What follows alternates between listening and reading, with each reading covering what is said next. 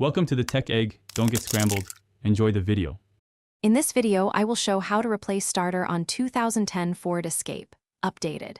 Begin by parking on level ground and disconnecting the negative battery cable immediately. Wear gloves and eye protection, then raise the front of the vehicle with a jack and secure it with jack stands. Locate the starter at the transmission bell housing and clear nearby components for access.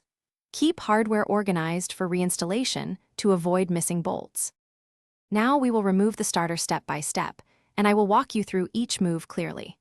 First, support the transmission if needed and ensure the engine sits securely.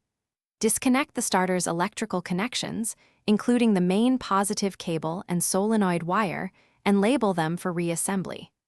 Remove the mounting bolts while supporting the starter, then carefully lower it out of the bell housing and inspect the flywheel teeth for damage.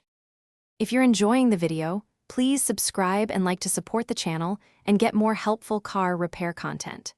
Quick recommendation: the Shark AI Ultra Robot Vacuum makes cleanup after greasy jobs effortless with voice control and smart mapping, so you can spend more time fixing and less time sweeping.